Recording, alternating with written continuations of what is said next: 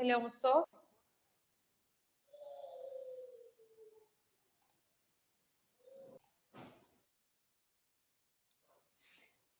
Olá, Dani. Tudo bem? Ai, meu negócio. Tá me ouvindo? Oi, boa tarde. Tudo bem? Agora estou ouvindo. Então tá joia. Como que você tá passando? Graças a Deus, tudo bem, Cecília. E fez os exames? Repetiu? Eu vou fazer, terça que vem, que aí eu entro Tá. na 26ª semana. Na semana que vem. Aí ela pediu para eu fazer com 26 semanas o Doppler para a gente ver. Se Deus quiser, vai dar tudo Vai certo. dar tudo Nossa, certo. tô quietinha, tô fazendo um pouco de repouso, sabe, deitando de Sim. lado e tal, bebendo bastante líquido, é o que eu posso fazer, né? E tentar realmente relaxar, né? Ficar mais na sua mesmo, para você ficar mais tranquila, mais segura, né?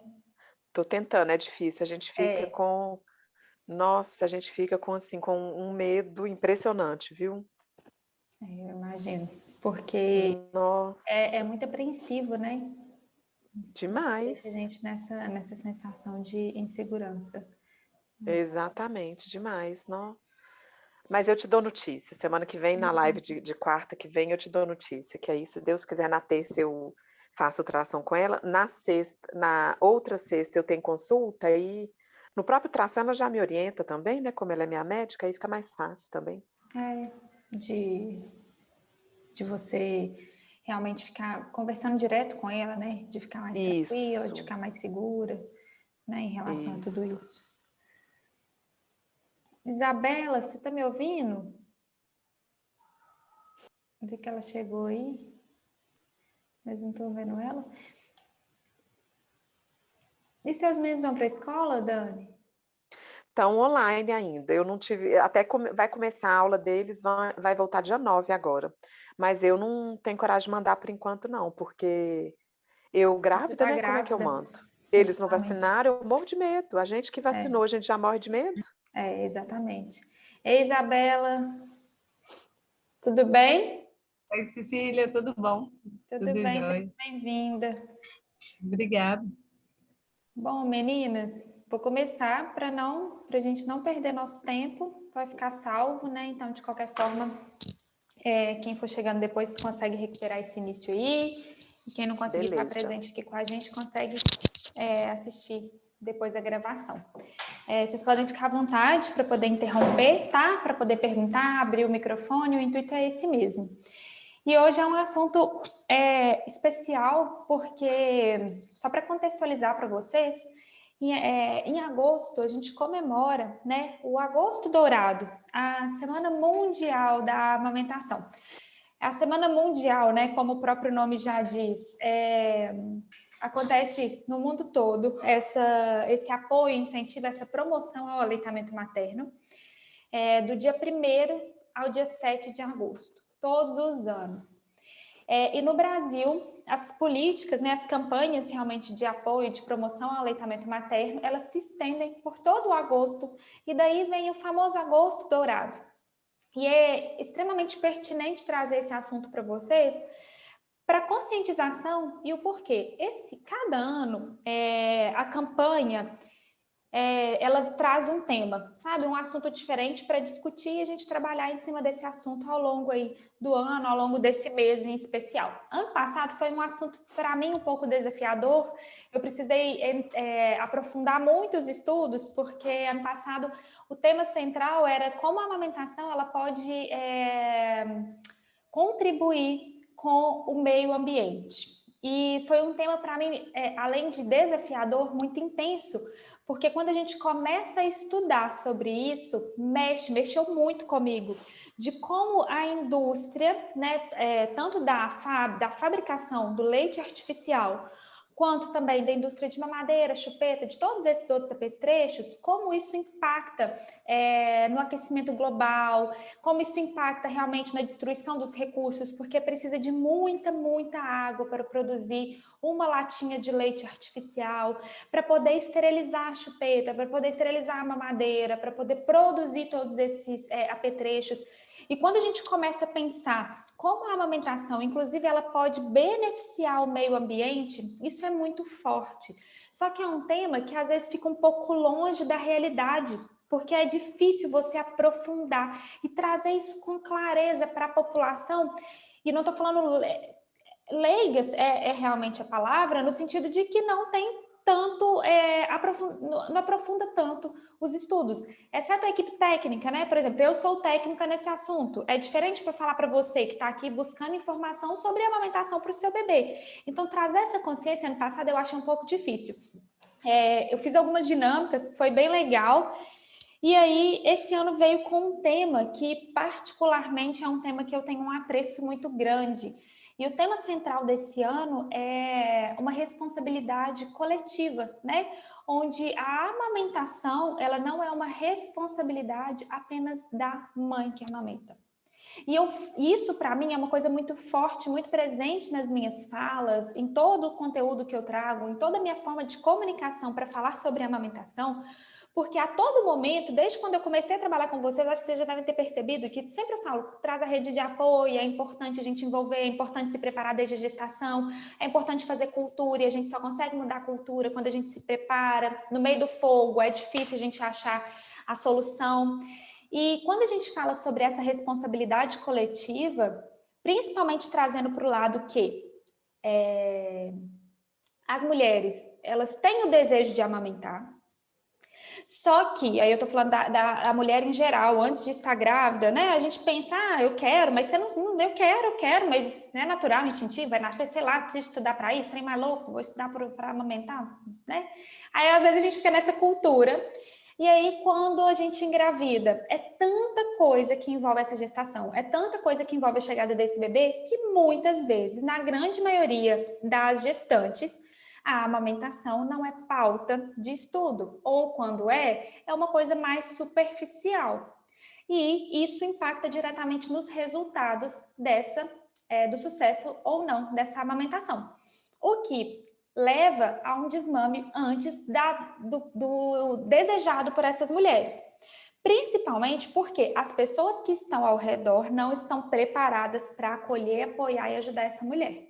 E quando a gente traz esse ano um tema central como uma responsabilidade coletiva, e eu vou destrinchar isso para vocês aqui ao longo da nossa conversa, isso é muito forte e muito importante a gente falar. Mas antes de mais nada, precisamos desconstruir, e eu não sei se vocês chegaram a ver algumas coisas nas redes sociais, porque chega a época de agosto, na época do agosto dourado, a mãe que por algum motivo não amamentou o seu bebê se sente afrontada pelas campanhas. Porque tá como se o aleitamento materno, quem não amamenta não ama o seu filho, porque eu amo meu filho também, e a discussão não é essa. E enquanto a gente tiver nesse nível de discussão, de comparação, de mais mãe, menos mãe, quem precisa ser apoiado e acolhido acaba perdendo a sua amamentação. Porque o que as outras mulheres precisam é de apoio e informação para seguir amamentando, e não dessa disputa. Porque a via de parto não determina o amor pelo nosso filho. Se eu amamento ou não determina o amor pelo nosso filho. Se eu uso sling ou empurro o carrinho. Se ele dorme na minha cama ou ele dorme no berço. As nossas escolhas não definem o amor que a gente sente para o nosso filho. E a gente não precisa provar isso para ninguém. Não é sobre isso o agosto dourado. Sobre provar e sobre a pessoa se sentir menos... Qual palavra? Fugiu. Se sentir inferiorizada por algum motivo não ter amamentado. Quando a gente começa a mudar essa cultura e entende que a mulher que quando ela não amamenta não é responsabilidade dela, é de toda uma sociedade que não apoiou para que essa mulher seguisse em aleitamento materno, esse discurso começa a mudar. Mas isso só é possível quando a gente entende a profundidade de estudar e de falar sobre a amamentação.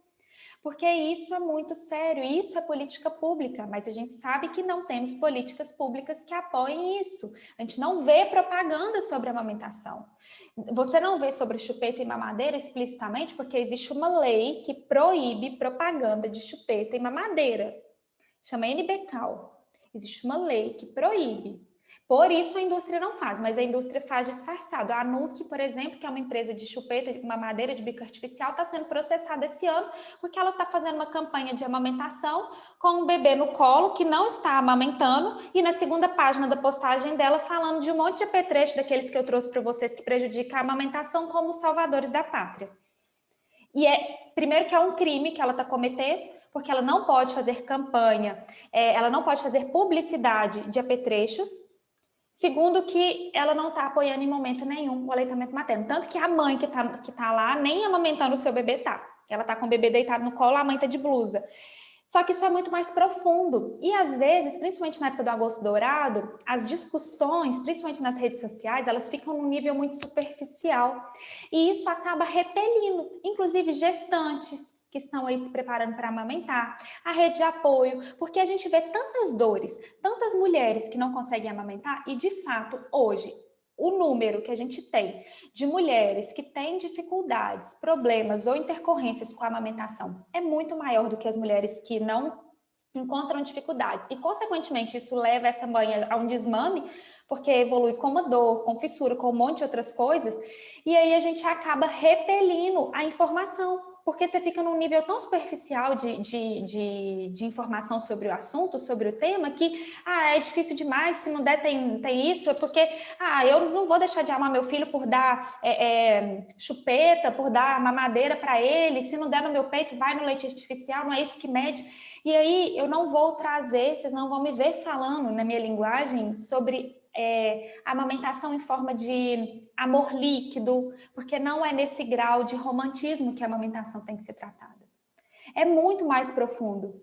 E eu não estou falando, Dani viveu 2 amamentações, estava aí buscando informação para essa terceira história, e não é um mar de rosas. Enquanto também pessoas viverem falando que é amor líquido, que é isso, a gente continua no nível superficial e se acaba repelindo pessoas, principalmente que por algum motivo não amamentaram. E por que muitas mulheres encontram dificuldades? Essa responsabilidade não é delas só. As políticas não ajudam. Começa pelo obstetra que essa mulher procura. Porque quando engravida, o primeiro profissional que a gente procura é o ginecologista obstetra que está acompanhando. Qual que é o primeiro profissional que vocês foram? Assim que vocês descobriram a gestação, assim que vocês descobriram a gravidez. E começa dentro desse consultório que a gente não tem apoio e informação. E ainda encontramos profissionais que mandam as mulheres passar a bucha no peito, tomar sol, esfregar limão na mama.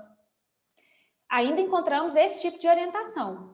E dificilmente, raros, e eu não posso falar que isso não existe, porque graças a Deus existem excelentes profissionais e essa cultura também vem mudando, mas poucos profissionais orientam essa mãe durante a gestação buscar informação e preparo para amamentar esse bebê. E aí, quando essa mãe... A Luciana está entrando. Ei, Luciana, seja bem-vinda.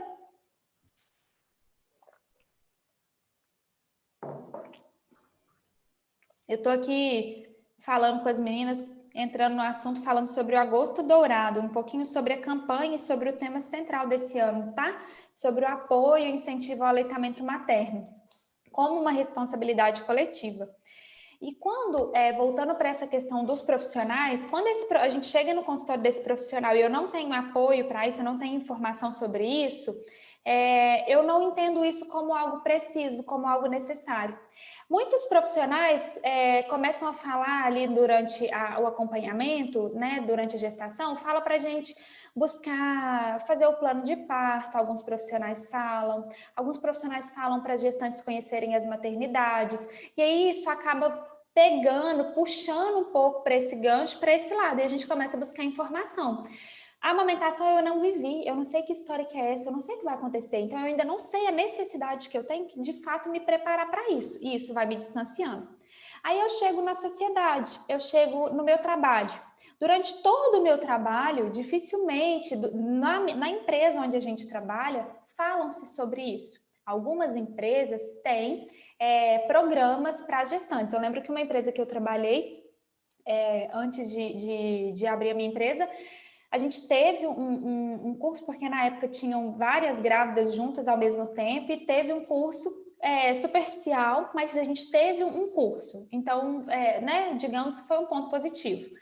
Mas a grande maioria das empresas não trazem isso, e não tratam isso como uma importância para essa mãe, para essa mulher, né? Até porque a gente vive nessa sociedade do capitalismo, e aí tem toda essa questão da mulher quando ela engravida para a empresa. Eu vou chegar lá para falar isso mais um pouco em relação ao apoio à amamentação quando a mãe volta da licença maternidade. E aí a gente tem os nossos colegas, as pessoas ao redor, com aquele monte de história difícil, complicada, de que a vida é difícil. E vocês mandaram relatos muito bons no grupo do Telegram sobre os medos, né? Os desafios de vocês. Eu vou trabalhar isso com vocês nas próximas semanas, tá? Sobre cada uma das coisas que vocês colocaram, extremamente pertinentes, porque são dúvidas da grande maioria das pessoas. Se não me engano, foi a Luciana que mandou uma última mensagem falando sobre esse medo, inclusive, do aprisionamento. Eu não lembro se era bem essa palavra, me corrija se eu estiver errado, mas era, acho que alguma coisa parecida assim, dessa entrega, né? Que escuta-se muito isso de outras pessoas. E isso é real. E dificilmente a gente chega e encontra pessoas trazendo a forma de ajudar a gente nesse momento, de praticidade, de tornar esse momento um pouco mais leve. Não que esse momento não vai ser leve ou desafiador, mas de tornar isso um pouco mais fácil. E isso tudo vai criando coisas para essa mulher. E aí o bebê nasce. E ainda na maternidade, a mulher não encontra apoio necessário para amamentar o seu bebê. Não encontram pessoas preparadas para ajudar a mãe, para orientar a mãe sobre apego, posicionamento, avaliar o bebê. Começa por um teste da linguinha que muitas maternidades, mesmo sendo obrigatório, não fazem ou checam o teste sem fazer. E isso é muito sério. E aí a mãe vai para casa. Às vezes está tudo certo naquela amamentação, mas o bebê tem uma disfunção oral, o que prejudica a amamentação. E aí dói. E aí esse negócio vai se arrastando, vai se arrastando, vai se arrastando. E quando essa mulher vai descobrir isso, o bebê já tem 2, 3 meses, já está usando mamadeira, já está uma confusão, produção de leite comprometida. E lá atrás essa mãe poderia ter tido apoio. Lá atrás essa mãe poderia ter tido o suporte necessário para seguir amamentando. Aí chega no pediatra, às vezes o pediatra não está ali preparado para poder acolher e falar sobre amamentação. E existe um ego também muito forte entre a maioria dos profissionais, principalmente da área da saúde, né, da hierarquia. Então não sabe até onde vai o seu limite de atuação profissional e acha que é detentor de todo o conhecimento e que mesmo sendo uma orientação que não é favorável, principalmente relacionada à amamentação, e a amamentação ela é a saúde, ela é importante para a saúde desse bebê e da mãe também, e aí às vezes por esse motivo orienta de qualquer jeito. Não, esse bebê não ganhou peso, então entra com fórmula, seu leite não está sustentando. Gente, se não ganhou peso e o médico já orienta a entrar com complemento logo de cara, sem te pedir para passar por um profissional do aleitamento materno, sem pedir para investigar essa produção de leite, sem trabalhar essa produção de leite, desconfiem. Foi exatamente isso que aconteceu comigo, Cecília. Com o meu primeiro. A pediatra falou exatamente isso. Ó, seu leite não está sustentando. Ele não está ganhando peso suficiente. Isso lá para assim, o terceiro, quarto mês. Então, você pode entrar com a fórmula que seu filho está passando fome. Falou desse jeito. Na hora que fala essa palavra, então a gente enlouquece. Você desespera. Aí eu sem conhecimento, né, fui dar fórmula. Vou deixar meu filho passar fome? Não, dei fórmula. Na verdade, eu acredito que era pega incorreta mesmo. Ele não estava fazendo a extração correta, a sucção correta. Então, assim, ele não estava se nutrindo corretamente. Hoje, né, com o conhecimento que eu adquiri ao longo desses anos aí. E o engraçado é que o pessoal, assim, parece que eles entendem que a amamentação é assim, automático, é natural, vem de dentro, é raiz, vamos dizer assim, como se isso fosse uma coisa assim, toda mulher nasce com isso, pronto. Sabendo. E não é, gente, é impressionante. Eu imaginava que era assim, Cecília, eu nunca pensei que eu teria que aprender como amamentar no meu primeiro filho. Eu achei que ia ser tudo intuitivo. Eu falei assim, não, gente, é automático, o menino põe no peito e pronto. Só que não. A gente vê os problemas e depois a gente vê que não é automático, gente. Se a gente tiver um mínimo de conhecimento, a gente pode evitar tanto problema. Exatamente. E por que que não é automático? Isso que você trouxe é muito pertinente, eu vou até falar um pouco em cima disso. Por quê?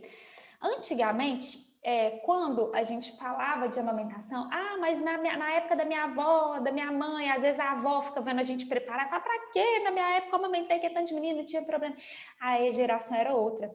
A gente vivia numa sociedade muito mais coletiva de observação. A gente não vivia tanto em prédios, em apartamentos fechados, isolados. A gente se relacionava na época delas, há 50, 60 anos atrás, na época que elas foram mães, a observação era diferente. Era muito mais natural falar e observar tudo isso e colocar isso em prática. A sociedade foi mudando, aí vem a Revolução Industrial, que ela é muito forte na amamentação também, né? Trazer um pouco da história disso para vocês, porque quando veio tudo isso e surgiu aquelas mamadeiras chiquérrimas, isso principalmente na Europa, isso ficou chique. Quem amamentava era pobre, era coisa ruim, ou então era só as amas de leite que amamentavam os filhos das patroas, porque todo mundo queria o leite que vinha na mamadeira, porque era chique, era sinal de independência. E aí as pessoas também foram se fechando mais nas suas casas, isso tudo foi mudando, a forma da sociedade foi mudando, e essa observação ela foi diminuindo, além da indústria vir com tudo nessa época, mais ou menos na 1950, e a indústria vem com forte com essa questão das mamadeiras, trazendo isso muito forte como uma coisa elitizada, e aí todo mundo queria ter isso, e quem não tinha condição era mal visto, porque amamentava, e isso tudo vai mudando as culturas. E aí lá atrás, fala assim, mas na época lá de trás o povo não tinha problema para amamentar, não tinha, mas o povo observava os outros fazendo. Quem que você vê amamentando? Quem que te ensina? Sabe quem? Vou contar para vocês. Minha avó.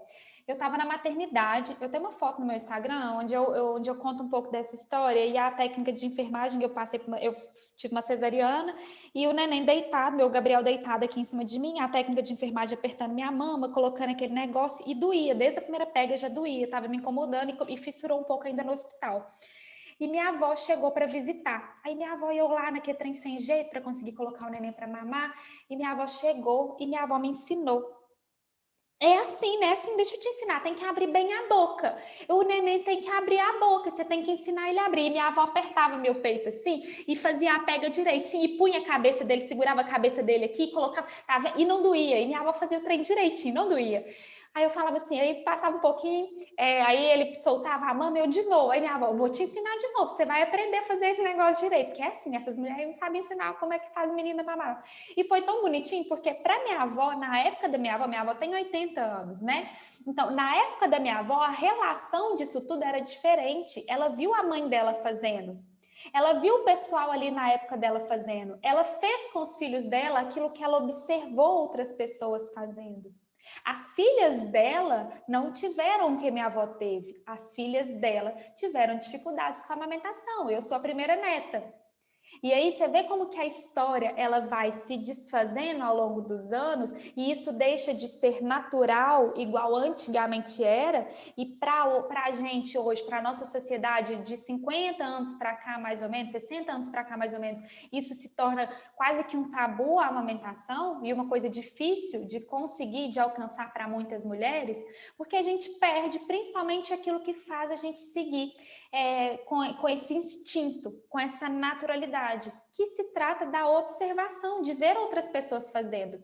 E a gente perdeu isso tanto na sociedade, porque alguns lugares até hoje tem nossa, eu não sei nem que palavra que usa para poder falar disso, mas de coibir uma mulher a amamentar em público. E recente, um parque da Disney fez isso. Recente mesmo, de meses, poucas semanas, acho que não tem 2 meses atrás. Não sei se vocês viram essa notícia de que o segurança foi lá e coibiu essa mãe que estava amamentando na França. Isso é muito sério. E aí eu até na época coloquei isso no meu Instagram, na caixinha, e eu recebi várias mães trazendo sobre isso em Belo Horizonte, que foram já em shoppings, em exposições, em museu, no zoológico. E como que a sociedade vê isso como uma coisa realmente sexual, né? E aí vai privando essa mulher, e cada vez menos a gente observa. E aí, quando a gente vai para as pessoas ao nosso redor, muitas pessoas tiveram dificuldades com a amamentação. Os profissionais com quais a gente se relaciona e a gente encontra nesse momento não conseguem trazer informação para a gente. E aí, o que acontece? Cada vez mais a amamentação fica difícil. E quando o tema central da Semana da Amamentação, e que eu considero para mim um dos mais importantes, de falar sobre uma responsabilidade coletiva e que não é responsabilidade apenas nossa enquanto mulher, porque é muito difícil seguir com a amamentação sozinha. Se as pessoas ao nosso redor, eu vou trazer um exemplo meu. Gabriel teve alergia à proteína do leite de vaca. Além do médico ter me indicado com 45 dias de vida entrar com um complemento, porque o meu leite, por causa da alergia, ao invés de me falar que eu podia fazer uma dieta e seguir amamentando, não. Para de amamentar e compra uma fórmula que custa R$200, uma lata que dá para uma semana e se vira para pagar e se vira com qualquer outra coisa para o seu menino, porque ninguém explica nada, é só isso que fala. E aí, ao invés de orientar, além desse profissional, se dentro de casa eu não tivesse tido apoio, porque eu tive que viver uma dieta de restrição, que não é fácil, um apoio principalmente do meu marido, né? Porque somos nós dois, nós três que estamos dentro de casa, dificilmente eu teria conseguido, porque é uma dieta muito difícil e a gente precisa do apoio das pessoas que estão próximas. Não, você quer? Então vamos lá. Nossa, o bebê tá chorando demais, o bebê precisa de colo, mas ele não precisa de colo apenas da mãe. Ele precisa muito da mãe para sobreviver, mas a mãe também precisa tomar um banho, precisa comer, precisa fazer uma unha, se esse for o desejo dela, precisa escovar o cabelo, se esse for o desejo dela, precisa dar uma caminhada sozinha no quarteirão, se esse for o desejo dela, porque a mãe também tem vida. E nesse intervalo onde ela não está ali amamentando, onde ela está, outra pessoa pode cuidar desse bebê. Exceto a amamentação, todos os outros cuidados com o bebê podem ser feitos por outra pessoa. E o aleitamento, ou seja, o ato de oferecer o leite ordenhado, pode ser feito, inclusive, por outras pessoas. E aí, quando eu não tenho apoio, mas é difícil dar o leite no copinho, eu tenho medo de engasgar. Não engasga. Não engasga. Bebê sabe recolher o leite com a linguinha. O que o cuidador precisa? Te apoiar, aprender, para que ele tenha segurança para proteger a sua amamentação no momento que você precisa fazer outra coisa. No momento que, por algum motivo, você não está ali com esse bebê. E aí só é possível seguir com essa amamentação, com esse aleitamento materno, quando a gente tem apoio. Então, quando uma mulher não amamenta, não é ela que falha. E isso é muito importante a gente frisar, para sair desse momento de pior mãe do mundo, por algum motivo eu não amamentei o meu filho. É toda uma rede em volta da mãe que não foi... que não conseguiu agir e atuar em prol do aleitamento materno desse bebê. E isso é muito sério. Só que é mais fácil responsabilizar a mãe. É mais fácil colocar a culpa. O aprisionamento, a Luciana trouxe isso muito forte, eu achei muito bom o tema que ela trouxe, inclusive vou trazer coisa bem profunda para a gente falar sobre isso, porque essa sensação de aprisionamento que a amamentação traz, ela é muito forte, principalmente quando a gente entende e colocam-se como a responsabilidade de todos os cuidados desse bebê em cima da mãe. E isso é muito comum. Não, ele não pode dormir comigo, ele não pode ficar comigo, você não pode, porque eu não sei fazer ele dormir, porque eu não sei... Gente, só não sabe fazer quando não tenta. E eu falo isso de exemplo porque aqui em casa, até hoje, Gabriel tem 2 anos e 3 meses, Gabriel dorme mamando. É muito difícil o Gabriel dormir com outra pessoa que não comigo, porque ele mama no peito. Então, por exemplo, quando eu tenho aula à noite, se eu não consigo fazer o Gabriel dormir antes, meu marido passa perto. E às vezes eu termino minha aula, eu saio, meu marido está estressado ali fora, porque o Gabriel está com sono e não consegue dormir com ele. E aí, se eu não tenho discernimento para poder tratar aquela situação com tranquilidade, aquele negócio vira um caos. Porque eu sei que a hora que eu saio, meu marido tá estressado, tá com sono, tá cansado, Gabriel também tá. Eu sei que o nervo dos dois ali fora estão à flor da pele. E aí eu tenho que sair, porque eu também tô cansada, porque eu também tava falando, tava dando uma aula. Aí a hora que eu saio, você ainda tem que lidar com toda aquela situação. Eu falo que a pressão, essa carga mental da mãe, da mulher, ela é muito pesada. E aí é muito fácil falar assim, é difícil porque ele mama no peito. Se ele não mamasse no peito, eu tinha feito ele dormir. Não é assim. É porque da mesma forma como o Gabriel não aprendeu a dormir sem ser mamando, a outra pessoa não teve paciência para ensinar ele. Porque quando o Gabriel ia para a escolinha, quando eu tinha uma ajudante em casa que me ajudava com o Gabriel dormia, porque a insistência, a repetição, vai fazendo, uma vez não vai, outra vez não vai, então você tem que ir tentando. Só que é mais fácil colocar a culpa é do seu peito. É porque você dá mamar, é por isso que ele não dorme com ninguém. Tem 2 anos e 3 meses que o menino só dorme com você. Gente, se amanhã, Deus me livre, acontecer uma coisa comigo, ele vai ficar sem dormir o resto da vida? Ou as pessoas vão ter que aprender a fazer ele a dormir de outra forma. Mas é mais fácil falar que a culpa é da amamentação. É cômodo. Ele acorda a noite inteira para mamar. Se tirar o mamar, vai continuar acordando, porque normalmente o acordar do bebê, o despertar, principalmente aí nessas outras fases, igual o Gabriel já tem 2 anos e 3 meses, não é por fome. Já é para suprir outras necessidades. Claro que ele consegue suprir no peito. Mas se não tivesse o peito, iria acordar porque ele está reclamando alguma coisa que não está legal e normalmente ele precisa da presença. Eu gosto de dormir junto com outra pessoa, eu não gosto muito de dormir sozinha, exceto quando a gente está lá uma noite pelo menos, mas você passa uma semana sem o seu marido em casa dormindo na sua cama sozinha, dá uma sensação ruim. Para o bebê é a mesma coisa, independente da idade que ele tem, mas é mais fácil falar que a culpa é do peito, que é porque está amamentando. E isso, de fato, aprisiona a gente, porque a gente às vezes fica nesse medo, nossa, o que eu vou fazer? Recentemente, eu escutei de uma pessoa próxima da nossa casa, da nossa família, que nunca ofereceu para ficar com o Gabriel para eu fazer alguma coisa, porque entende que, como ele mama no peito, é muito difícil ficar com ele. E olha só como a gente coloca desculpa, inclusive, para oferecer ajuda para uma mãe.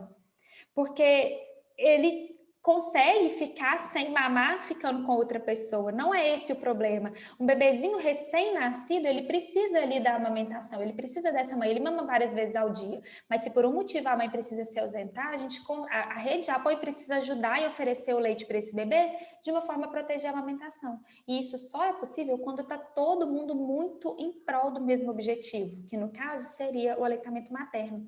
E quando tudo isso se perde ao longo desse caminho, manter o aleitamento materno, principalmente por vários anos, se torna cada vez mais difícil, porque é uma carga em cima sempre da mãe. E a carga mental da mãe já é muito grande para ainda ter todo esse resto em cima dela, sem dividir com ninguém. E aí, se por acaso não amamenta, a culpa ainda é de quem? Da mãe. Da mãe que não produz leite bom, da mãe que tem pouco leite, da mãe que não sei o quê. É tudo culpa da mãe. E essa culpa, ela não é nossa. Aí eu volto a trabalhar. E eu vou procurar uma escolinha. Porque eu vou voltar a trabalhar com 4 meses. Com 4 meses, eu vou voltar a trabalhar, o pediatra vai lá e fala assim: então você pode entrar com a frutinha de uma vez, porque como você vai voltar a trabalhar, ele já vai comendo. Acontece que aí esse pediatra não está me ajudando a seguir o aleitamento materno e está colocando em risco a vida do bebê. Por quê? Antes dos 6 meses, a gente, e sinais de prontidão, eu vou ter uma aula com você sobre isso, a gente não oferece nenhum outro alimento para o bebê.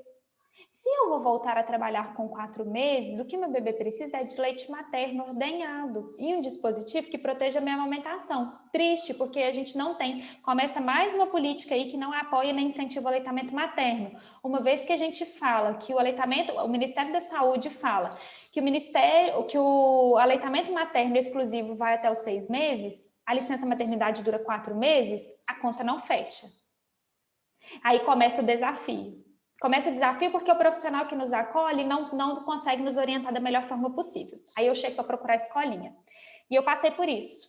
E eu chegava para procurar a escolinha na época que eu voltei a trabalhar, o Gabriel tinha 4 meses, e todas, eu juro, eu tinha uma lista assim com mais de 10 escolinhas que eu visitei na região que eu morava. E as escolinhas assim, leite ordenhado? Quê? Como? Nunca vi, não sei, não. Sem mamadeira? Não, de jeito nenhum. Não, aí pra gente não dá.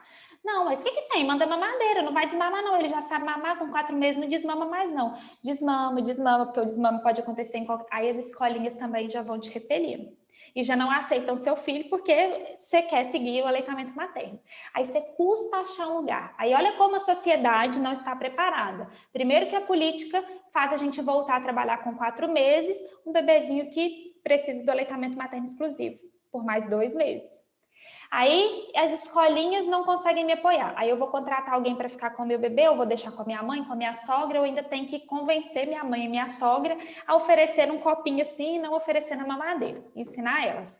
Ou se fosse só elas, estava fácil. O problema é quando vai para a escolinha, as escolinhas não conseguem nos ajudar. Aí eu chego na empresa e aí eu não consigo ordenhar leite. Eu não consigo fazer ordenha porque a empresa não tem um lugar para fazer ordenha de leite, porque a empresa não tem uma geladeira para eu armazenar o leite.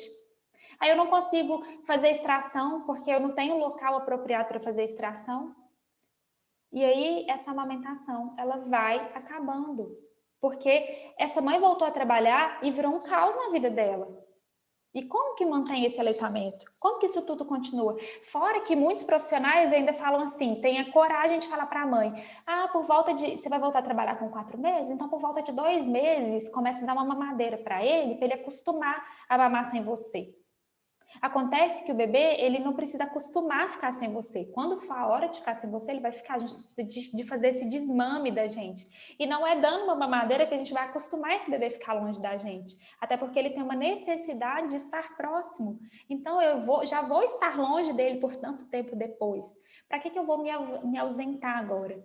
E quando o tema central da Semana Mundial da Amamentação, esse ano, vem falando sobre uma responsabilidade coletiva, olha quantas coisas, desde a hora que a gente começou a falar, tem 40 minutos quase que a gente está falando, quantas coisas que eu trouxe para vocês que dificultam com que a gente continue amamentando os nossos filhos. Aí a mãe engravida, segunda gestação. E ela tá amamentando o primeiro filho. Aí chega lá, a primeira coisa, não, tem que desmamar esse aí, porque senão não vai dar certo, porque senão vai prejudicar a sua amamentação. Não acolhe, não explica, não orienta. Aí a mãe fica louca querendo desmamar esse bebê a qualquer custo, porque vai colocar em risco a vida do outro bebê. Só que isso não existe. Isso é uma coisa muito antiga. Mas às vezes o profissional não tá atualizado a esse ponto. Aí o bebê nasce. Não pode continuar amamentando os 2 bebês, você vai ter que desmamar. E não apoiam. A todo momento alguém vem realmente nos faz desacreditar de que manter essa amamentação é possível. Aí esse bebê cresce, aí ele tem 1 ano, mas mama até hoje, o menino comendo, o menino correndo, o menino brincando e até hoje mama, porque é feio, porque é isso. E a todo momento é isso que as mães, que as mulheres escutam ao longo desse caminho. E quando a responsabilidade de uma não amamentação, de um não aleitamento materno desse bebê seja coletiva, isso é verdade. Porque toda a sociedade, tudo isso faz com que a nossa amamentação se torne cada vez mais difícil. Por isso que é tão importante a gente colar com quem vive aquilo que a gente deseja. Colar com quem entende daquilo com que é o nosso desejo.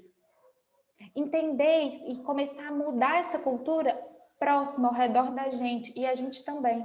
E todos nós somos responsáveis, inclusive para a amamentação das próximas mulheres, das mulheres ao nosso redor, das mães que já estão amamentando, das grávidas que virão. É nossa responsabilidade, nós também, porque somos agentes de transformação. A partir do momento que a gente tem conhecimento, que a gente entende e que a gente sabe de tudo isso que pode prejudicar e da importância de trazer informação para essas outras mães, a gente pode sim ser agente de transformação na vida deles. E passa a ser uma responsabilidade nossa também. Ao invés da gente contar por algum motivo, falar só de todas as coisas ruins, trazer também a importância de se preparar, de se informar, de buscar informação, para ajudar essa mulher nessa caminhada. Então, a gente começa a, inclusive, mudar cultura.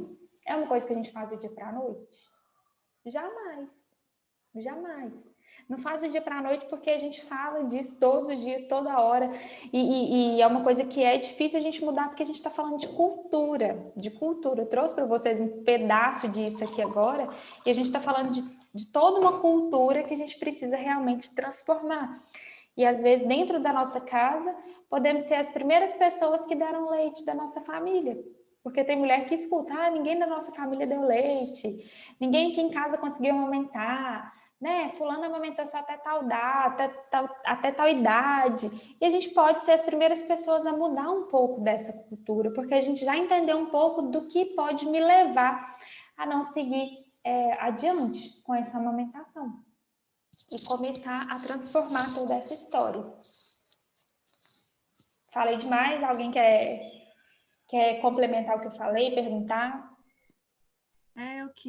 Eu achei muito interessante, né, tudo que você falou, e eu fiquei até um pouco triste porque realmente, assim, são muitas intervenções, né, igual você falou, do trabalho, da sociedade, da própria família, e, assim, eu fiquei triste quando, né, a gente vê o combo completo das dificuldades e a gente mesma, né, se cobrando. Eu mesmo, né, meu primeiro filho, minha primeira gravidez, eu nunca amamentei, não tenho nem ideia de como vai ser. Então, assim, já tenho esse medo antes de passar por isso, né, apesar de ter uma vontade imensa de amamentar, de dar certo, porque eu penso na saúde da minha filha, né?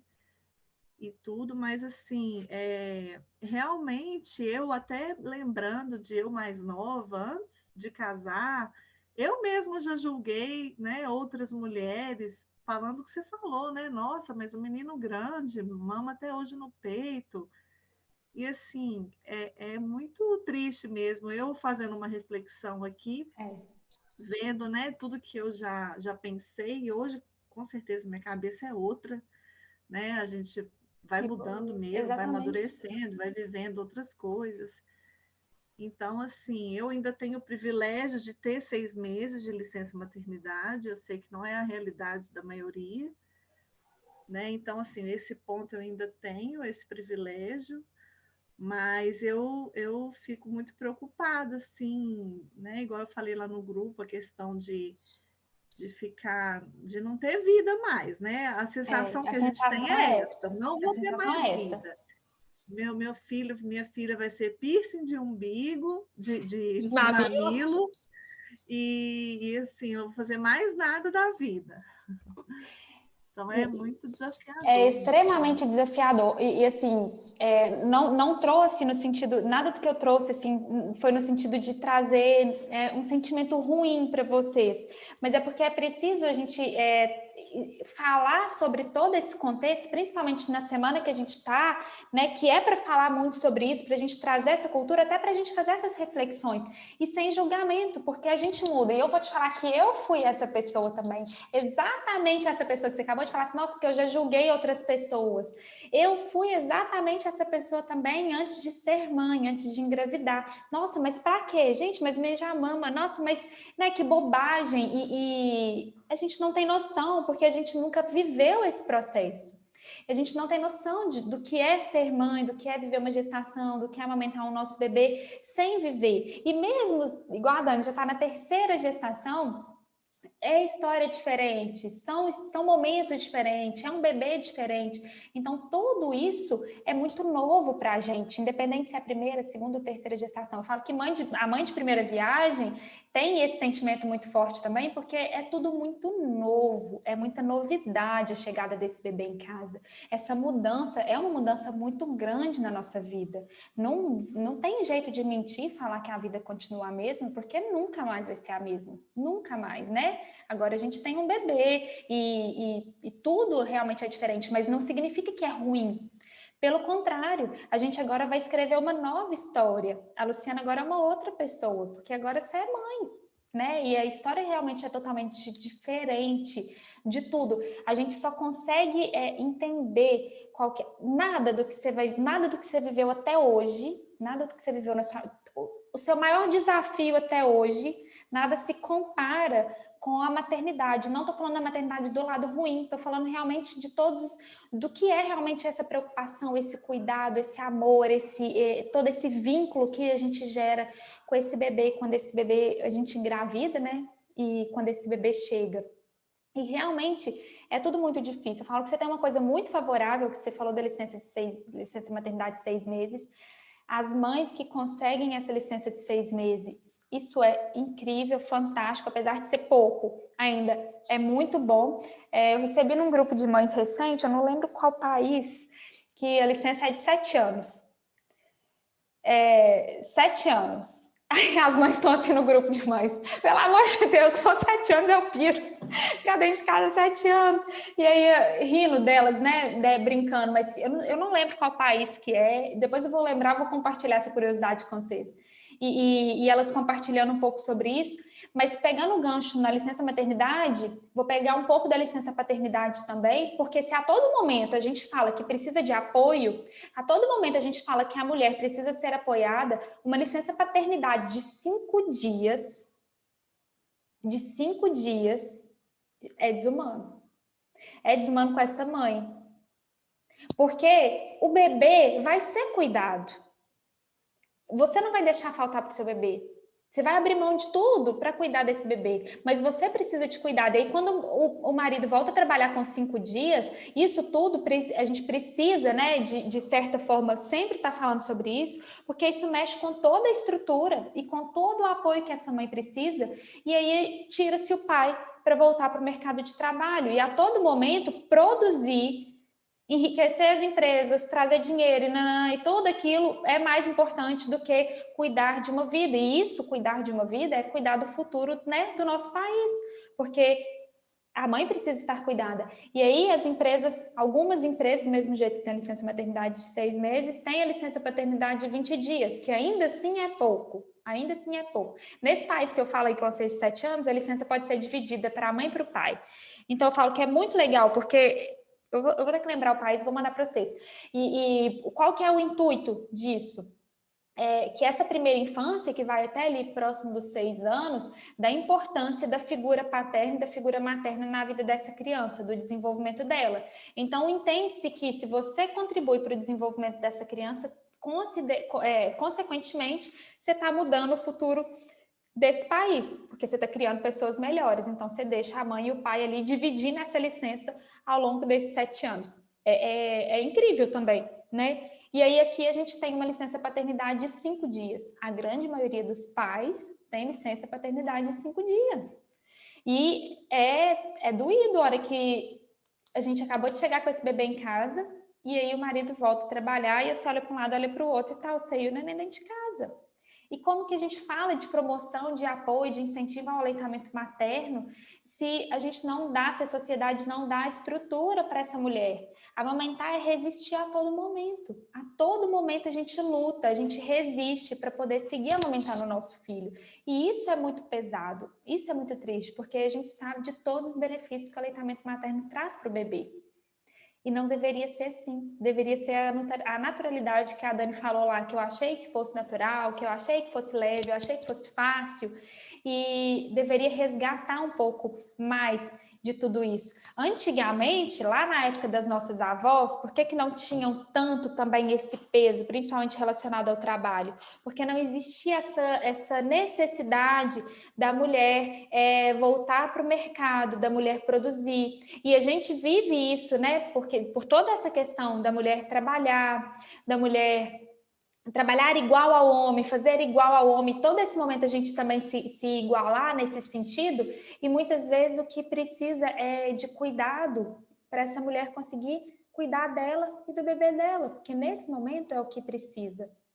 Só que a sociedade não está preparada para nos ajudar e nos apoiar em tudo isso, e torna tudo muito mais difícil. Agora, só pegando um gancho no que você falou lá, né, acho que eu não vou fazer mais nada, e não só pela amamentação, né? Claro que a hora que a gente pensa na amamentação, pegando aquela conta que eu fiz para vocês por alto, um bebê mama cerca de 8 a 12 vezes. Se o dia tem 24 horas, eu acho que eu não vou fazer mais nada da vida a não ser amamentar. E a sensação que dá é realmente essa mesmo. A sensação que dá é essa. Mas não é para sempre, porque o bebê precisa disso nos primeiros dias de vida, nos primeiros meses de vida. Esse bebê vai crescendo, ele vai conseguindo dar um intervalo maior. Primeiro que as mamadas dele vão ficar mais rápidas. Então, aquele bebê que demorava cerca de 20, 30, 40 minutos para extrair um leite, por volta de 3 meses, ele começa a fazer uma mamada que dura 5 minutos, 6 minutos. Aí as mães arrancam os cabelos, porque acha que o leite está diminuindo. Porque o meu bebê demorava 20, 30, 40 minutos para mamar e agora meu bebê está mamando em 5 minutos, tem alguma coisa errada. A minha mama, que lá atrás, nos 3 primeiros meses, tá uma mama cheia, pesada, mais ou menos por volta dos 3 meses, a mama faz assim. O bebê que antes ganhava cerca de 1 quilo, 1,5 kg, 1,2 kg, 800 gramas, então sempre aquele pesão lá na balança, por volta de 4 meses, 3, 4 meses, esse bebê começa a ganhar 200 gramas, 300. Aí junta um bebê que tá mamando pouco, ele tá mamando rapidinho, não significa que ele tá mamando pouco, é só porque ele ficou esperto demais e antes ele demorava, agora ele ficou rápido e ele mama mais rápido. A sua mama que tá ajustando a necessidade do bebê, porque antes o seu corpo está produzindo mais leite do que o bebê consegue mamar, mais ou menos por volta dos 3 meses o nosso corpo regula a produção de leite, então eu começo, não é que eu diminui minha produção de leite, meu corpo só está regulando a necessidade do meu bebê. E aí dá a sensação de que meu peito diminuiu. E eu vou lá na balança do pediatra, meu filho que estava ganhando média de 800 gramas por mês, começa a ganhar 200, 300 gramas. Tem um trem errado. É o meu leite que não está sustentando. Então, não está sustentando, minha filha, dá forma, tá, carimba, vai embora e resolve o seu problema. E aí, nessa época que as coisas eram para se tornar um pouco mais fáceis, vira um outro turbilhão na vida dessa mãe. Porque aí ela, além de se culpar, o que eu fiz errado? Fiz tudo certo até hoje, o que eu fiz errado para esse negócio ter desandado? E quando você não tem essa informação que eu estou te dando, né, que eu estou trazendo para vocês aqui agora, fica mais difícil a gente entender todo esse processo, e aí vem, além desse sentimento de culpa, toda uma mudança. Nossa, mas eu segui aleitamento materno até hoje, agora eu vou ter que aprender a usar a mamadeira, e tudo aquilo que era fácil, eu ia para o mercado com ele estava com fome, ele estava lá no sling pendurado, eu tirava o peito para fora, o menino mamava, agora eu tenho a mamadeira, água filtrada, balança, não sei o quê. Eu falo que o leite materno, quando a gente começa a entender, é prático demais. É prático demais. É a temperatura ideal, aonde você estiver, na quantidade que seu bebê precisa. Vai fazer uma viagem com um bebezinho de 3, 4 meses para você ver. É a melhor coisa do mundo, um bebê que mama no peito. Você não precisa levar nada. Ele não come ainda. Ele mama só no peito. Você não tem que levar uma madeira, não tem que comprar fórmula, não tem que esquentar água, não tem que esterilizar, não tem que não sei o quê, não tem que nada. É só pôr o peito para fora e pôr o bebê para mamar. Quando você começa a olhar por outro ângulo, a amamentação, ela é nossa... Gente, é o trem melhor do mundo. O bebê chorou, você consegue calentar esse bebê no peito. O bebê tá resfriado, o leite materno ajuda esse bebê. Porque a gente produz o leite, inclusive, de acordo com a necessidade do bebê. Então, se o bebezinho resfriado... E aí eu vou fazer um experimento com vocês, para vocês comprovarem o que eu estou falando na prática.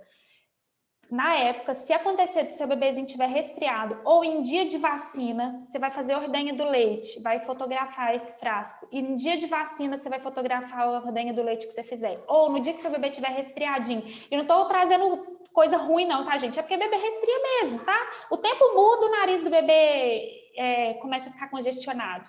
E não como uma coisa ruim, porque os bebês, eles respondem muito rápido também.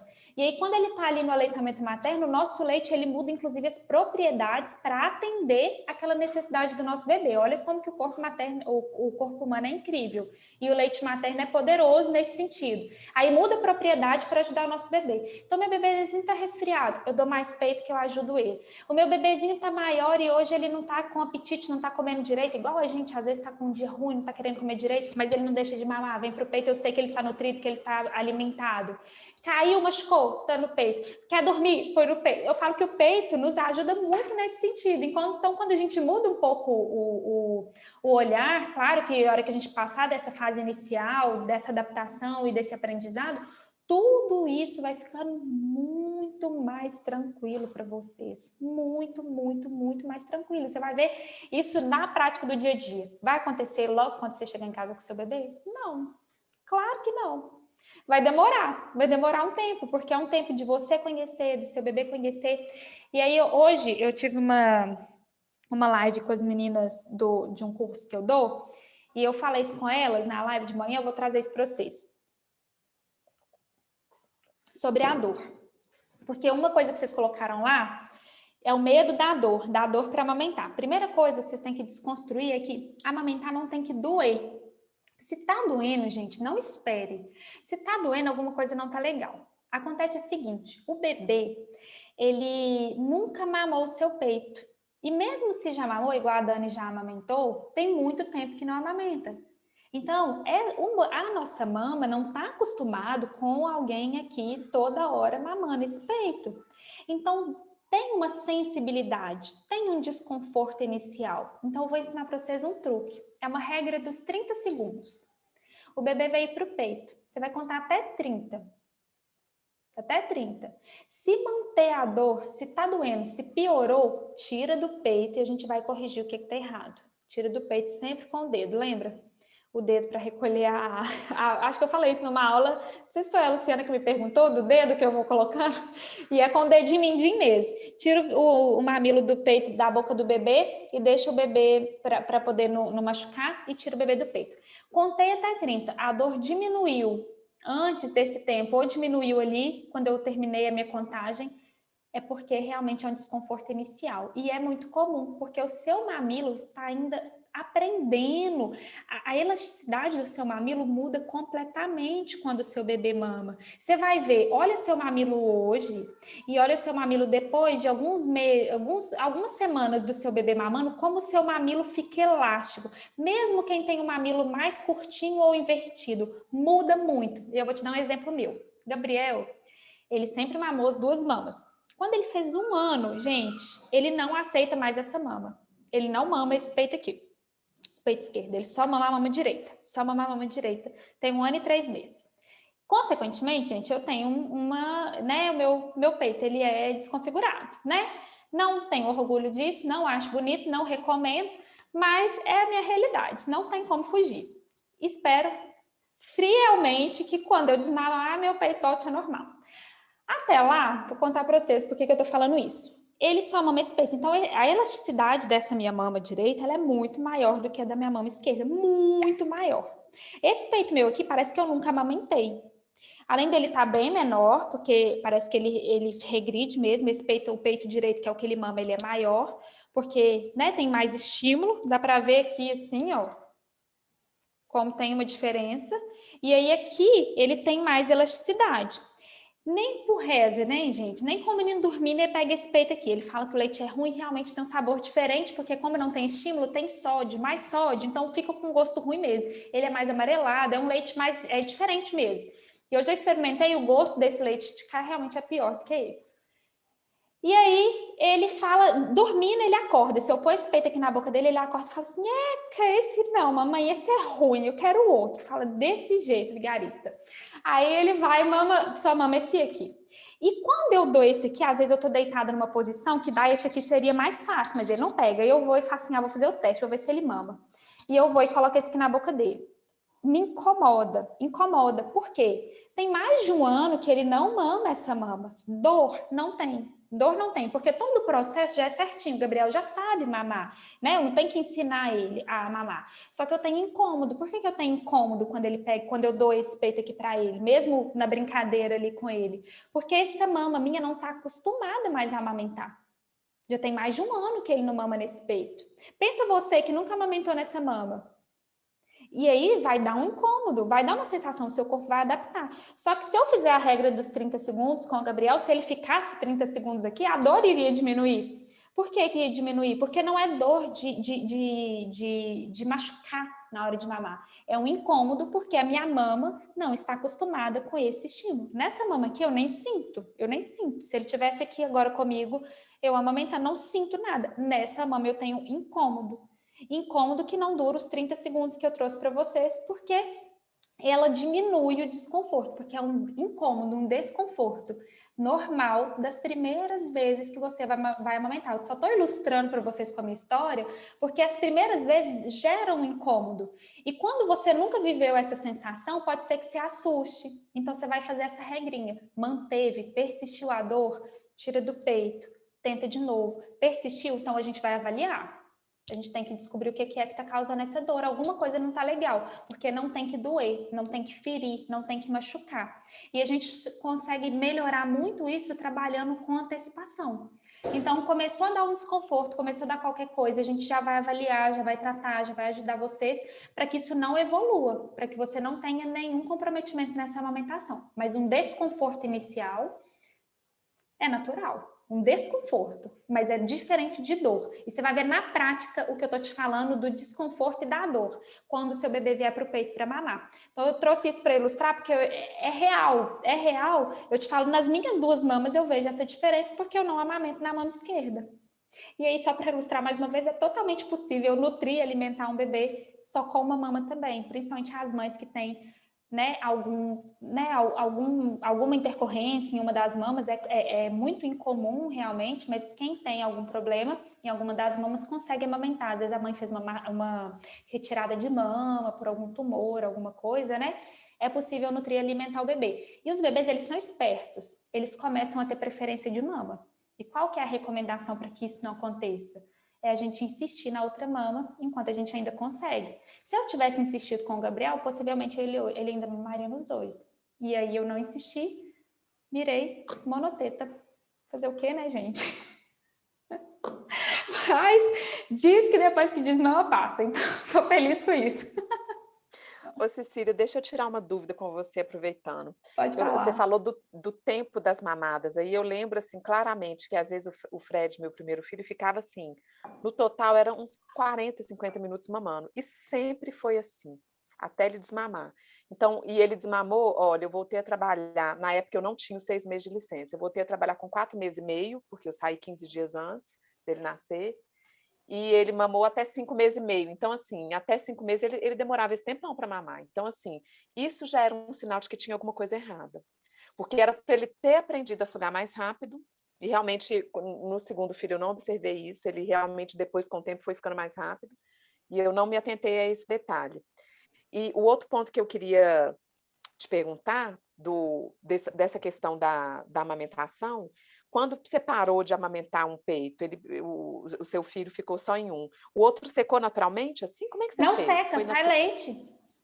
Ah, ele sai, mas não fica doendo, não empedra? Você não teve No problema nenhum com início, isso? sim. No início, sim, tanto que eu tinha que Tá. manejar. No início, ótima Tá. pergunta. No início, porque o nosso corpo, ele está acostumado, ele produz leite sob demanda, né? Então, meu corpo ainda não entendeu que não tem gente que está querendo mamar mais peito. Então, quando vem a produção de leite, ele libera leite para os dois. Só que o nosso corpo tem chama FIO, fator inibitório da lactação. É um fator que a gente tem também no nosso organismo, que quando não tem estímulo em uma mama, ou quando não tem, por algum motivo, é realmente o estímulo. Quando eu não tenho estímulo, quando eu não tenho bebê ali mamando naquela mama, o que acontece? Ele me manda uma resposta para que ele não produza o leite aqui, para evitar mastite, para evitar engurgitamento mamário, obstrução de ducto e outras complicações da amamentação. Então, o nosso corpo ele é tão sábio nesse sentido que, claro que não é imediato, isso demora um tempo, mas não seca. Por quê? Eu produzo leite, meu corpo não fala assim, secou da mama esquerda, porque eu não tenho nenhuma disfunção. Eu tenho glândulas mamárias, eu tenho tudo para produzir leite nas duas. Só que na minha mama esquerda eu não tenho estímulo. Então, ele tem leite, tanto é que várias vezes, às vezes eu vou tirar a roupa para tomar um banho, às vezes até sai assim, pinga, mas não de mama cheia. É só realmente do frio. Às vezes no frio o mamilo contrai assim um pouquinho, sai um pouquinho de leite. Se eu aperto, se eu ordenho, sai leite. Mas não tem leite igual eu tenho na outra mama. Não seca, só vai secar meu leite quando eu parar de amamentar, porque aí para de vir estímulo. Só que ele não enche mais. Hoje eu já não. Na época eu tive complicação com essa mama. Eu tive que trabalhar muito ordenha, imagino, massagem, porque produzia leite nas duas. Até cessar e o corpo entender que não ia ter mais. Gabriel. Comigo também foi assim, natural. Eu queria só saber mesmo se porque eu até achei esquisito, eu já ouvi gente falando que teve que tomar remédio para secar. E o meu, assim, quando ele desmamou, foi assim, 15 dias no máximo, quando eu vi, já pronto. Exatamente. Impressionante, Parou não o tive nada. estímulo, você não tem. E aí, né, em alguns casos, quando a mulher continua por muito tempo, depois que desmamou produzindo leite, aí precisa investigar se tem alguma coisa envolvida. Porque às vezes alguma disfunção hormonal, né? Às vezes alguma disfunção hormonal, e aí precisa tratar. E às vezes a mulher só tem consciência dessa disfunção hormonal quando desmama. Porque aí você continua produzindo leite, entendeu? Mas na grande maioria das vezes, só que você tem que ter paciência. E a gente também tem que entender que o leite é estímulo hormonal. E, Aham. às vezes, durante a relação sexual, porque o peito, além de amamentar, ele também é um lugar de prazer da mulher. Então, Aham. durante a relação sexual, às vezes a mulher desmamou, mas a atividade sexual tá intensa, tá usando o seio, né, durante tudo isso, então você tem que observar também como que isso tá, essa relação, para saber como que tá. Claro que durante a relação sexual é completamente diferente de um estímulo do bebê mamando, mas se eu tô Aham. usando todo esse processo e falar, meu leite não seca, não sei, calma, tem que ter paciência e entender toda a história da vida da mulher, porque, gente, é uma mudança inteira no nosso corpo. Uhum, com Inteira, certeza. inteira, né? Do pé à cabeça. Eu queria perguntar outra coisa, mas eu não sei se você vai falar isso em outras lives. Eu acredito que sim, que é bem Mas mais pode falar. específico da amamentação. Se você for tratar em outra live, pode falar, pode deixar para me responder Tá. depois, tá? Eu lembro que na época que eu estava amamentando, aí eu não lembro se foi no primeiro ou no segundo que me explicaram isso, porque aí no segundo eu já fui na Odete Valadares, eu peguei um pouco mais de informação.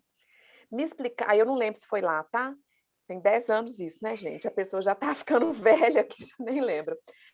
Eu lembro que me falaram o seguinte, vamos supor, comecei a dar o peito agora.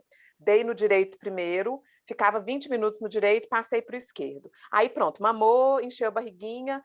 A próxima mamada, me orientaram a começar do último peito que eu dei. Então eu lembro que eu pegava a alcinha do meu sutiã e virava para deixar marcado o último peito que eu dei, para eu saber que da próxima vez que ele fosse mamar, eu tinha que dar naquele peito. Boa Me técnica. me explicaram na época que tinha isso, que parece que assim, ele começa a mamar um leite, primeiro vem o leite mais forte, depois vem o mais fraco.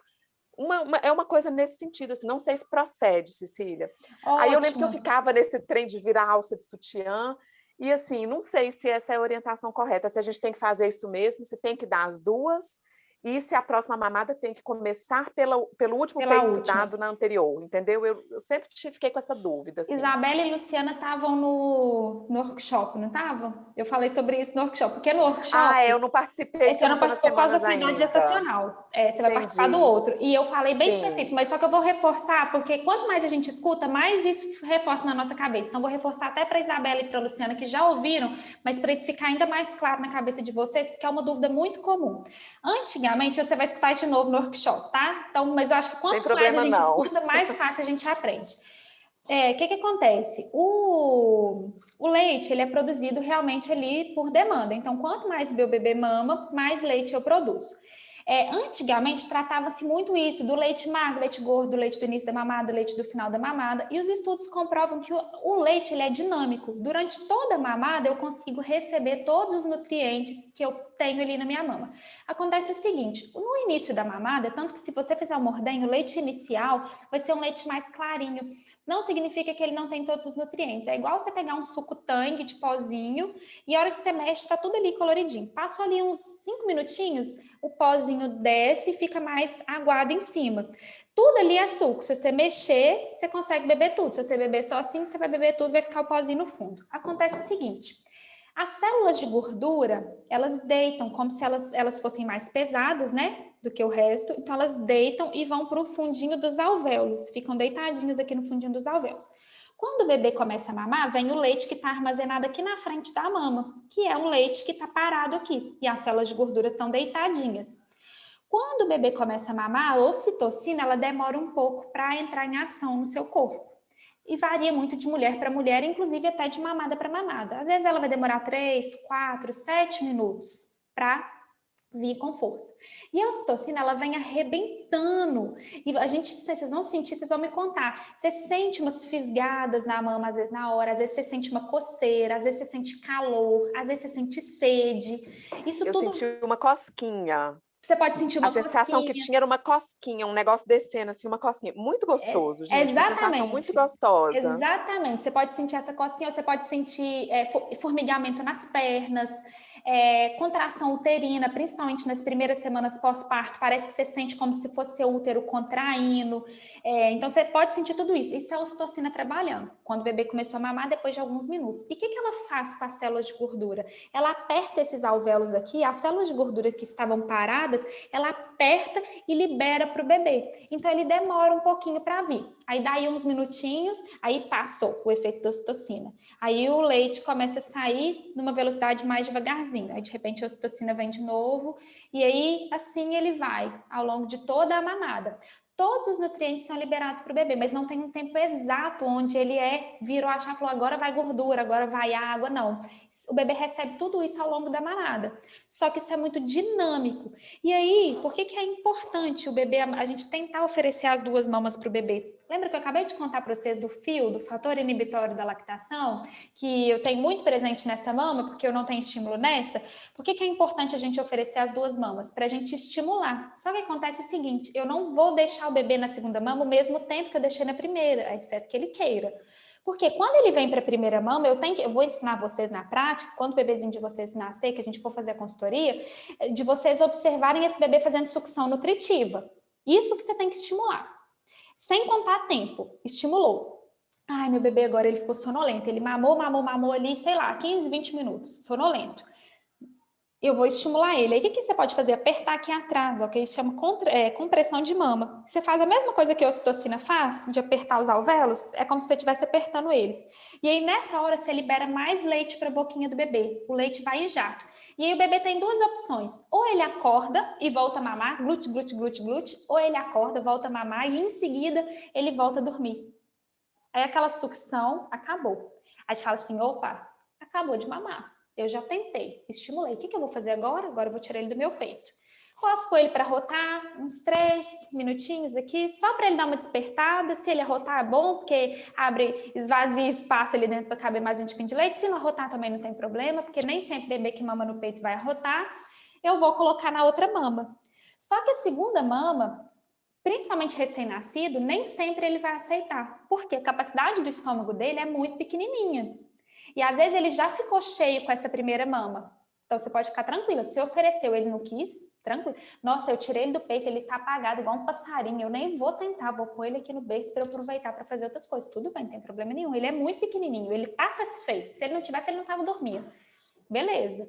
Aí agora eu ofereci essa segunda mama. A segunda mama ele não consegue mamar igual a primeira. É igual um dia do almoço de domingo que tá muito gostoso. Você comeu aquele pratão, você falou assim, nossa, eu vou comer só mais um pouquinho porque tá muito bom. Você não come o mesmo prato.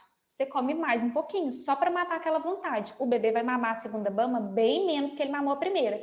É bom para você, porque estimula as 2 mamas, muito mais também por aquele fator que eu acabei de contar para vocês. E é bom para o bebê, porque é como se fosse sobremesa, aquele finalzinho ali da refeição. Se ele aceitar bem, se ele não aceitar, tudo bem também, respeita ele. Na próxima mamada, você começa pela última mama. Se ele aceitou a última mama, você vai começar por ela, porque ele mamou bem menos. Se ele não aceitou a segunda mama, você vai começar por ela também, porque ele nem mamou ela ainda. E aí tem o caso que, se você está vivendo a apojadura, se você está vivendo os primeiros dias pós-parto ali, e aquela segunda mama tá cheia e o bebê não quis, aí você vai ter que ordenhar. Você vai ter que ordenhar para aliviar essa mama, porque você não pode esperar 2, 3 horas, a hora que esse bebê quiser mamar, senão você vai ficar com essa mama muito engurgitada. Aí nós vamos fazer massagem, fazer ordenha, aliviar essa mama, e daqui a pouco eu ponho esse bebê, mesmo se eu fizer ordenha, eu ponho ele na outra mama. Porque o estímulo do bebê mamando é diferente do estímulo com a ordenha, né? Seja com a bomba ou com a mão. Então eu estimulo essa segunda mama, e coloco o bebê para mamar nela. Então, sempre eu vou oferecer a outra mama. Sempre eu vou começar a mamada pela outra mama. Fica mais fácil de você guardar. Sempre, sempre, sempre. Só que na prática não é tão fácil, porque principalmente às vezes a gente está cansado, mas você vai pegando o jeito que às vezes você vai conseguir ver na sua mama a diferença. Nossa, não, eu dei foi essa aqui, então agora eu vou começar por essa. E aí você vai trocando. Fica mais dura, né? A mama que tá mais cheia, ela fica mais dura, é impressionante. O meu peito ficava assim, um trem murcho, gente, impressionante. Eu ficava assim, meu Deus, mas não deve ter uma gota aqui. E você vê nitidamente a diferença, é impressionante, assim. Fica, Tanto que exatamente. de madrugada, quando eles pararam de acordar de madrugada, que também foi natural, pelo menos comigo foi, não tive problema. Eles pararam de mamar de madrugada, mas mamava durante o dia, o tempo todo, enquanto eu estava em casa. Eu tinha que acordar e tirar, porque senão eu acordava toda molhada, molhava a camisola, vazava o leite todo. Aí na segunda gravidez eu até comprei uma bombinha, depois eu vou te mandar uma foto da minha, Cecília, para você ver, ela tá novíssima. Pode mandar. E eu usava nesses casos assim, acabou que eu não usei. E ajuda muito nesse momento. Fazia isso, aí eu tirava de madrugada para esvaziar um pouquinho, Porque senão eu não aguentava dormir, fora que doía, o tanto que doía, gente. Na hora que você deitava assim de lado, você apertava o peito, Se não, a mama estiver doía muito demais. cheia, dói mesmo. Então, o ideal realmente É, é tirar esse leite para aliviar. Então, você vai fazendo isso. essas jogadas para você fazer. Mas é importante entender isso que eu expliquei, até para você Entendi. sair desse do leite magro, leite do Que início, do final, tem porque os isso é muito nutrientes o tempo todos, todo. o tempo Tá. inteiro, o tempo inteiro, Não, então, tá? porque às vezes a gente esquece, né? Dá o mesmo peito de novo, não tem problema. Vai Não ter tem nutriente problema, suficiente não para ele tem do mesmo problema. jeito. Do mesmo jeito, não vai Entendi. faltar leite Não, para tá ele, ótimo. Tá ótimo. tá? Alguém tem mais alguma dúvida? Não? Isabela, tá caladinha hoje, Isabela? Só sobre essa questão do recipiente, então é interessante a gente já começar, já comprar e já ter o potinho para armazenar, de Ó, precaução, assim, porque eu pode ser que precise mesmo. Eu considero importante porque se você precisar fazer uma ordenha de alívio e não tiver lugar para guardar o leite, você vai chorar por ter que jogar seu leite fora. Porque você não vai ter lugar para armazenar. E o potinho, ele é barato. O potinho de vidro, acho que eu não tenho nenhum aqui agora. O potinho de vidro, você consegue comprar 10, o kitzinho com 10, você compra pela internet. Gente, tudo mudou muito, tá? Se vocês pesquisarem o preço e estiver diferente do que eu falei, vocês até me atualizam. Porque todos os preços, tudo que eu falo para as mães, elas falam assim, Cecília, você tá ficando doida, olha o preço que tá. Gente, tudo mudou muito mesmo, os preços. Mas, até pouco tempo atrás, estava na média de 50 a 60 reais. Tá? Sem frete. Normalmente no Magazine Luiza, no Mercado Livre, você conseguia pedir o frasquinho com 10. Por que eu gosto desse? Porque esse não é descartável. Você lava, esteriliza e você usa de novo, que é o potinho de vidro com a tampa de plástico. Ou você pode comprar aquele recipientezinho mesmo, que é aquele saquinho, que também ele é um pouco mais caro, só que ele é descartável. E você consegue comprar uma caixinha com 40, com 50, e você deixa lá também para você armazenar se você precisar. Porque se algum motivo, por exemplo, na época da sua pojadura, se você tiver uma pojadura bem característica, ou seja, com bastante leite, e a gente precisar fazer ordenha de alívio, é muito leite. 20 ml que você consegue ordenhar é muito leite. 20 ml para um bebezinho que acabou de nascer é uma mamada.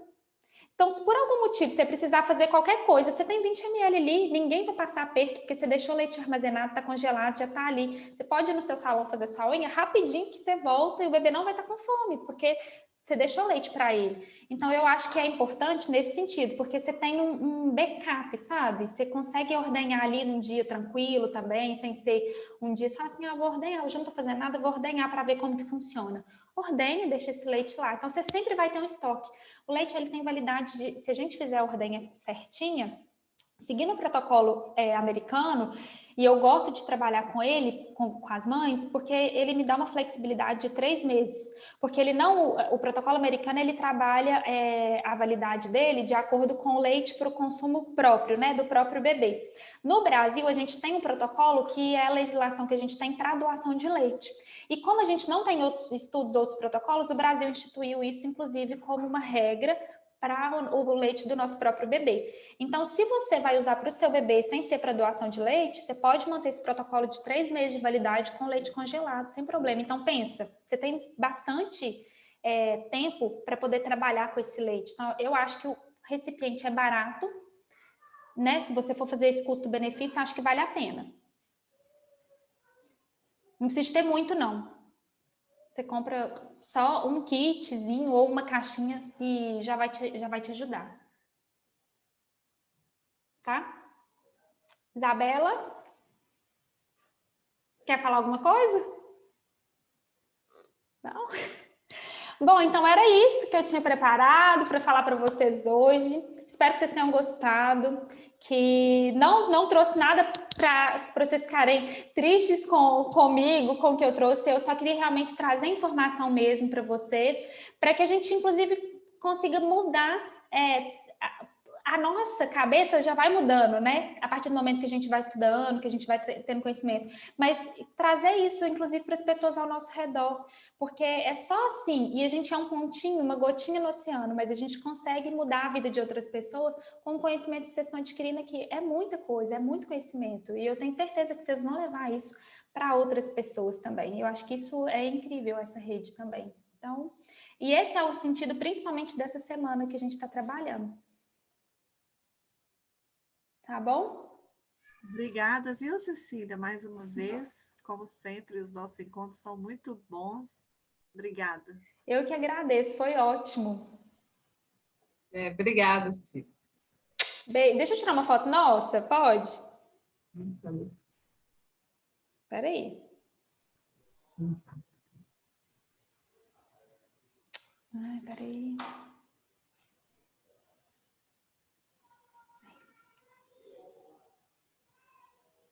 Ai, peraí, tirei. O telefone tem hora que trava, não tira. Tirou. Deu. Então, um beijo para vocês e até semana que vem. Até ano que vem. Tchauzinho, gente. Tchauzinho. Obrigada, viu? Beijo.